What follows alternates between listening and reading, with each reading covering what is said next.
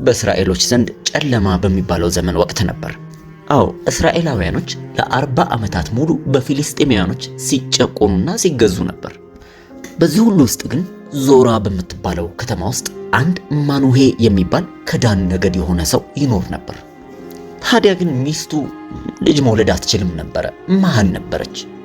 ነገር ግን አንድ ቀን የእግዚአብሔር መልአክ ወደ እሷ ተገለጠና መካን ነሽ፣ ልጅ መውለድ አትችይም፣ ነገር ግን በቅርቡ ትጸንሻለሽ፣ ወንድ ልጅም ትወልጃለሽ አላት።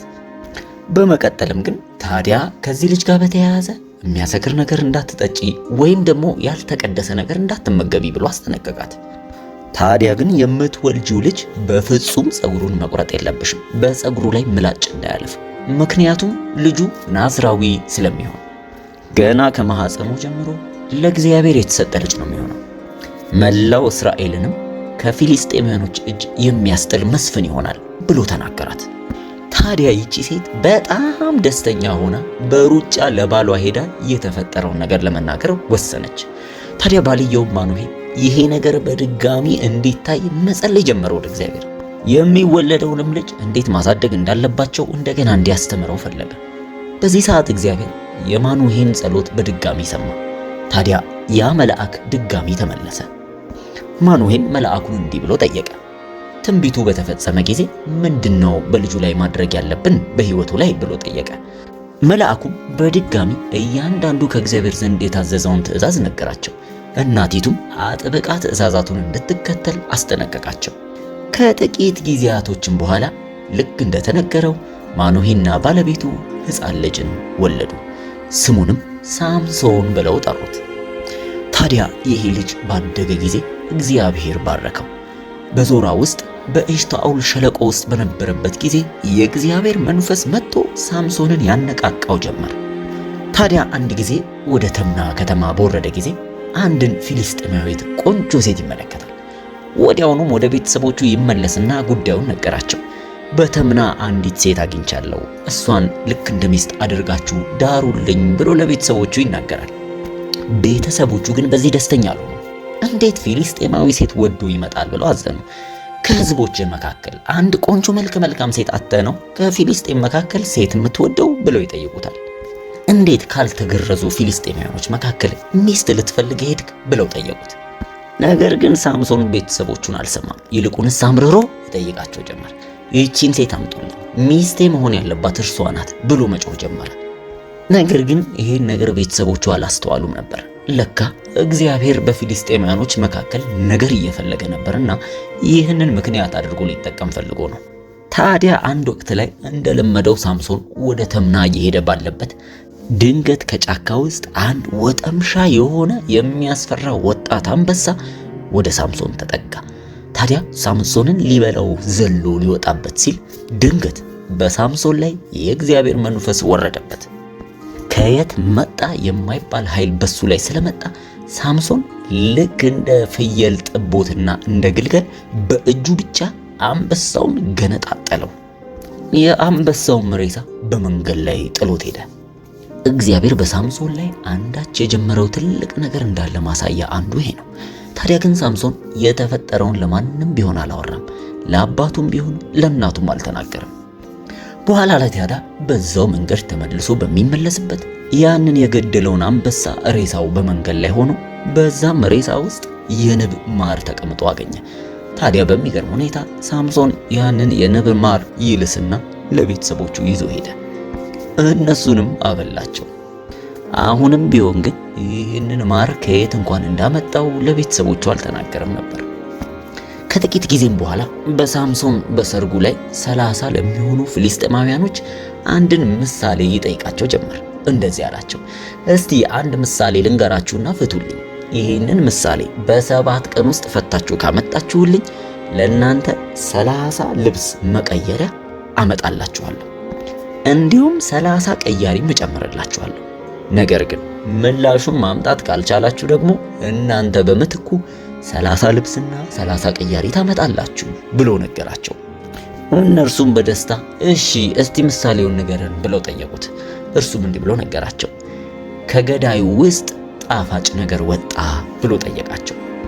ታዲያ ለ3 ቀናት ሙሉ ይህንን ምሳሌ ለመፍታት ይጨነቁ ነበር።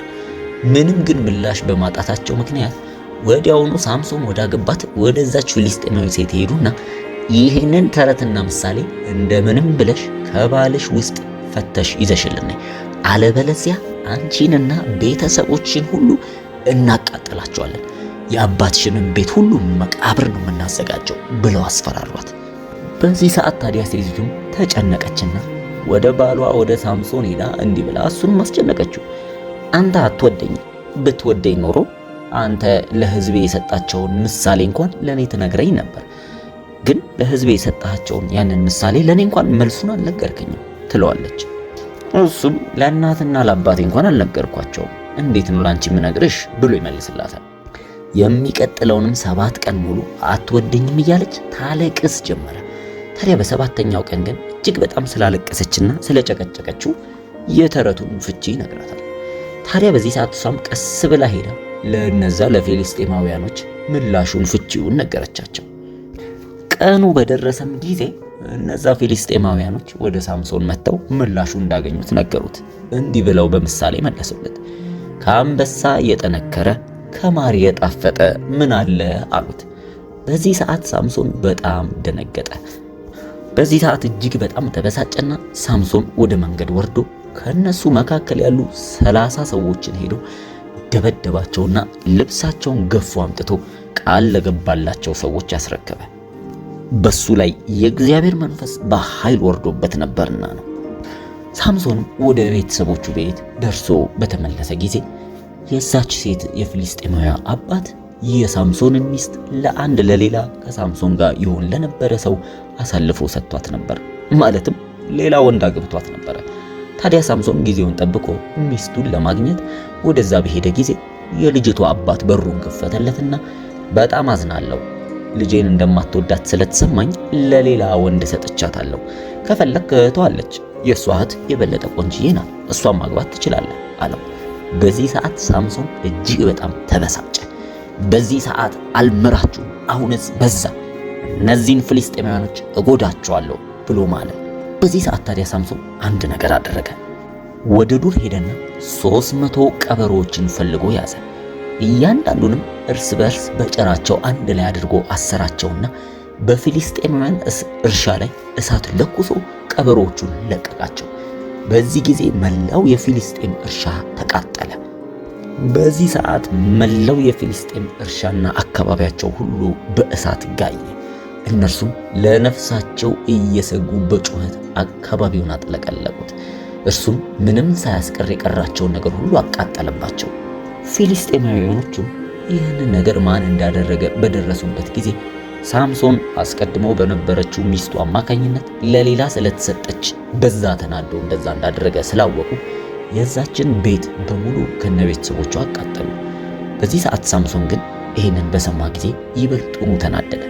ፍልስጤማውያኑንም ለመበቀል እንደገና ተነሳ። ወደ እነርሱም ሄዶ አብዛኛዎቹን ገደላቸው፣ ወደቀባቸው፣ መታቸው። ብዙ የፍልስጤም ጭፍራም በአንድ ላይ በመሆን ወደ ይሁዳ አገር መጡ። ታዲያ በይሁዳ አገር ይኖሩ የነበሩ ነዋሪዎች በድንጋጤ ለምን ወደኛ ልታጠቁን መጣችሁ ብለው ጠየቋቸው። እነርሱም ሳምሶን ያደረገባቸውን ነገር ከነገሯቸው በኋላ አሁንም እርሱም ብቻ እንደሚፈልጉት እንደሚበቀሉት ነገሯቸው። በዚህ ሰዓት 3000 የሚሆኑ የይሁዳ ሰዎች ወደ ሳምሶን ጋር ወረዱና ነገሩን ነገሩት። ለምንድን ነው ፊልስጤማውያን በእኛ ላይ እንደሚገዙ ታውቃለህ? እንዴት እንዲህ አይነት ነገር አደረክብን አሉት።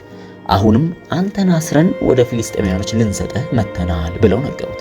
በዚህ ሰዓት ሳምሶን እነርሱ ብቻ እንዳይገሉት ተማጸናቸው።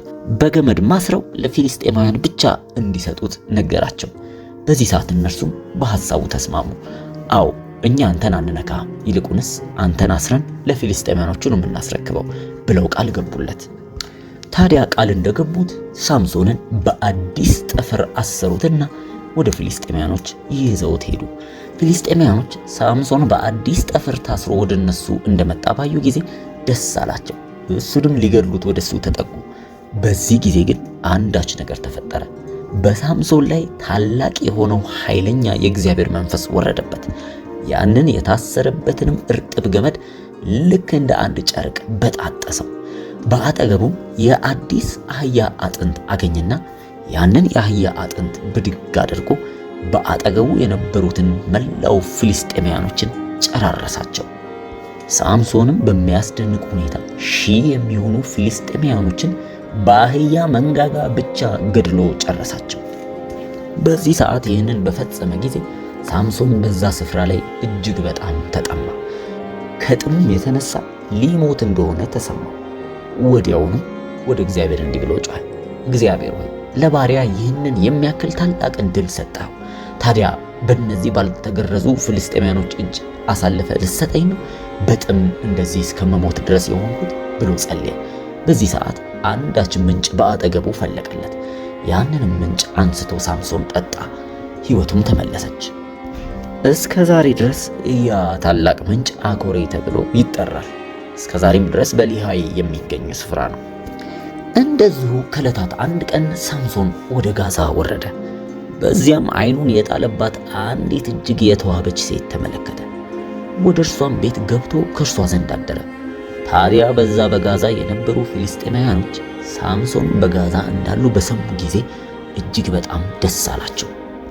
አካባቢውንም ከበው በበሩ መግቢያና መውጫ አድብተው ይጠብቁ ጀመር። ሌሊቱን ሁሉ በዛ ስፍራ ላይ አደሩ። በነጋታውም ሊገሉት አቅደው አሲረው ነበረ። ነገር ግን ሳምሶን ገና ከመንጋቱ በፊት አስቀድሞ ከቤቱ ወጣ። በከተማውም የነበረውን ሁለቱን በሮቹንና ቅጥራቸውን ምሰሶቹን አንድ ላይ ብድግ አድርጎ እንደ ቀላል ተሸከማቸው። ቅጥሩንም ወስዶ በተራራ ላይ ጫፍ ወስዶ ጣለው። ይሄ በጣም የሚያስደንቅ የእግዚአብሔርን ኃይል ማሳያ ነው።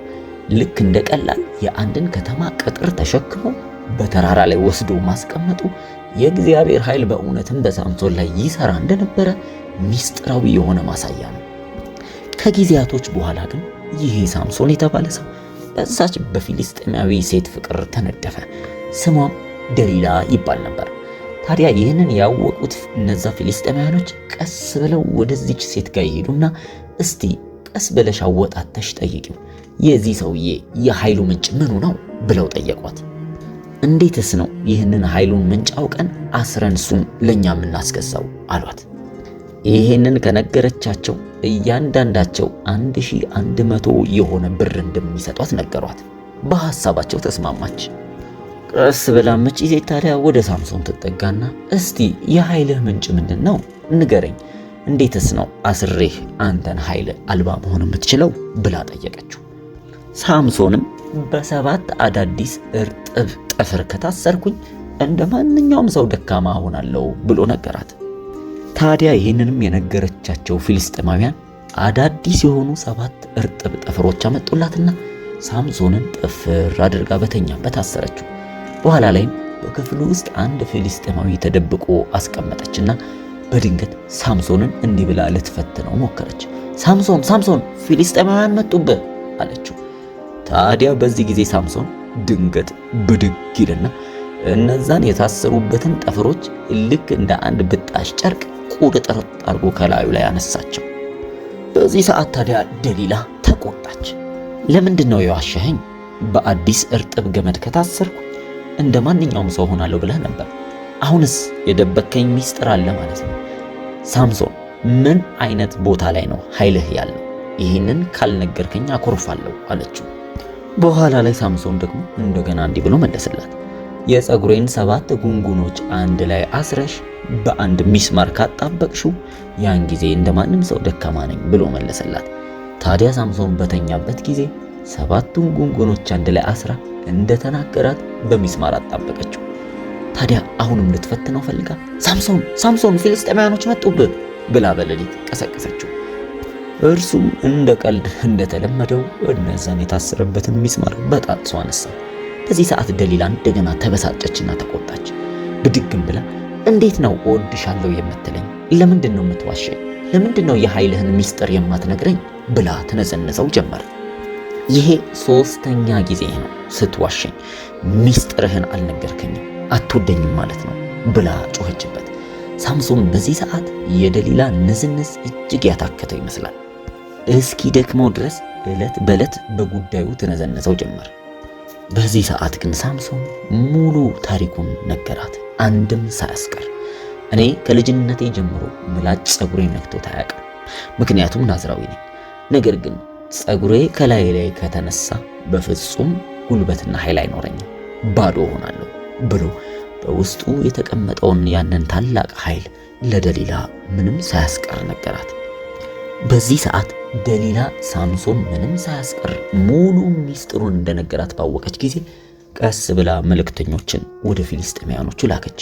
እንዲህ አለች፣ በዚህ ጊዜ ሙሉ ሚስጥሩን ነግሮኛል። ስለዚህ የተባባልነውን ዋጋ አዘጋጅታችሁ ወደ እኔ ነው፣ እኔም ሚስጥሩን ነግራችኋለሁ አለቻቸው። እነሱም እንደተባባሉት ቃል የገቡላትን 1100 ብር ይዘው ወደ እሷ መጡ።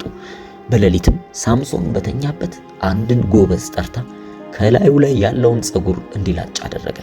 ከዚህ በኋላ ድንገት ፊልስጤማውያኖች ሳምሶንን ሊይዙት መጡ። ደሊላም ሳምሶን ፊልስጤማውያኖችን ሊይዙ መጡብህ ብላ ተናገረችው። በዚህ ጊዜ ሳምሶን እንደ ሌላው ቀን ብድግ ብዬ እነዚህን ፊልስጤማውያኖች በእጆቼ ብቻ እቆራረጣቸዋለሁ ብሎ አስቦ ነበር። ነገር ግን ያንን ለማድረግ በሞከረ ጊዜ አልቻለም። የእግዚአብሔር መንፈስ ተለይቶት እንደሄደ አላወቀም ነበር። ይልቁንስ ፊልስጤማውያኖቹ ልክ እንደ አንድ ተራ ሰው ሳምሶንን ይዘው አሰሩት። በሚያሳዝን ሁኔታ አይኖቹን እንኳን ከሱ ላይ አወጡ። ወደ ጋዛም ወሰዱትና በእስር ቤት አስረው አስቀመጡት። ታዲያ ግን የሳምሶን ፀጉር ቀስ እያለ ማደጉን ግን ጀምሮ ነበር። ሳምሶን ከታችኛው ክፍል በታሰረበት ከላይኛው ክፍል ደግሞ ብዙ ፊልስጤማውያኖች በአንድነት ተሰባስበው ነበር። በዚህ ስብስባቸው ፈጣሪያቸውን ወይም ጣዖታትን ሊያመልኩ ጠላታችንን ሳምሶን በእጃችን አሳልፎ ሰጠን ብለው መስዋዕት ሊያቀርቡ ተሰባስበው ነበር። ታዲያ እነዚህ ስብስቦች ሳምሶንን ባዩት ጊዜ ይቀልዱበትና ያላግጡበት ነበር። የኛ አምላክ ይህንን ጠላታችንን በእጃችን አሳልፎ ሰጠ እያሉ ይነጋገሩበታል። ጭራሽ ብለው እየተዝናኑና እየሰከሩ በመሃል ሳምሶንን ያስመጡትና እንዲጨፍርላቸው እንዲደንስላቸው ያደርጉ ነበር። ታዲያ ያ እነሱ ተሰባስበውበት የነበረው ደርብ ህንፃ በተሰበሰቡበት ሳምሶን አንድን ብላቴና ልጅ ጠራና እስቲ የዚህን ህንፃ ምሰሶ እጆቼን አስደግፍ ብሎ ጠየቀው። በዚህ ሰዓት ብላቴናው ሳምሶንን ወደዛ ወደ ህንፃው ምሰሶ እጆቹን ወሰደ። በዛ ጊዜ በሙሉ የፊልስጤም አመራሮች፣ መሪዎች ከነሚስቶቻቸው በዛ ህንፃ ውስጥ ተቀምጠው ነበር። 3000 የሚያክሉ ወንዶችና ሴቶች ፊልስጤማውያን ተሰብስበው ነበር። በሳምሶን ላይ ተሰብስበው እየተመለከቱ ይቀልዱና ያላግጡ ነበር። በዚህ ሰዓት ነበር ሳምሶን ወደ አምላኩ ወደ ፈጣሪው ይጮህና ይጸልይ የጀመረው። አምላኬ እግዚአብሔር ሆይ እባክህ ምህረት አድርግልኝ፣ ለአንዴና ለመጨረሻ ጊዜ ጉልበትና ኃይሌን መልስልኝ፣ እነዚህንም ጠላቶችን ፍልስጤማውያኖችን ልበቀላቸው ብሎ ወደ አምላኩ ተማጸነ። በዚህ ሰዓት እጆቹን እንደምንም አስጠጋና በምሰሶ ግራና ቀኝ አጥብቆ ያዘ። ከዚያም እንዲህ ብሎ ጮኸ፣ አምላኬ ሆይ አንተ ድልን ስጠኝ፣ ከነዚህ ከጠላቶቼ ጋር አብሬ ሞታለሁ ብሎ ባለ በሌለ ኃይሉ ለአንዴና ለመጨረሻ ጊዜ እነዛን ምሰሶች ይነቀንቅ ጀመር። የእግዚአብሔር ኃይልም እንደገና በሳምሶን ላይ ሆነበት። በድንገትም እነዛ ምሰሶች ተናጉ፣ ሙሉ መድረኩም ወደቀ። ከላይ የነበሩት ፊልስጤማውያን ላይ ቤቱ ተከደነባቸው። በአካባቢው ላይ የነዛ ሁሉ ፊልስጤማውያን ጩኸትና ድምፅ ጫጫታ መሆን ጀመረ። ሳምሶንም በሕይወት ከኖረው ይልቅ በሞቱ በጣም ብዙ ፊልስጤማውያኖችን በአንድ ጊዜ ፈጃቸው። የሳምሶን ቤተሰቦችም ወደዛ ስፍራ መጡና የሳምሶንን ሬሳ ተሸክመው ወደ ነበረበት ወደ ዞራና ወደ ኤሽታኦል ሸለቆ ሊቀብሩት አመጡት። በአባቱ መቃብርም በማኑሄ ዘንድ ተቀበረ። እስራኤልን ለ20 ዓመታት ሙሉ በሰላም እንድትሆን አድርጎ ገዝቶ ነበር። የሳምሶንን ሕይወት ስንመለከት እግዚአብሔር እንዴት በአንድ ሰው ብቻ ተጠቅሞ ዓላማውን እንደሚፈጽም የሚያሳይ ትንቢታዊ ነገር ነው። ሳምሶን የተሰጠው ልዩ መለኮታዊ አቅም ከእግዚአብሔር ዘንድ ብቻ የሚሰጥ ነበር። እግዚአብሔርም ቃል እንደገባው መሰረት በሳምሶን ተጠቅሞ እስራኤላውያንን ነፃ አውጥቷል። በሱ ሕይወት ውስጥ ግን ብዙ ነገርም እንማራለን። እንዴት ፈተናን ማለፍ እንዳለብንና በእግዚአብሔር ላይ ብቻ መደገፍ እንዳለብን፣ በእርግጥ ደግሞ እግዚአብሔር የእንደገና አምላክ መሆኑንም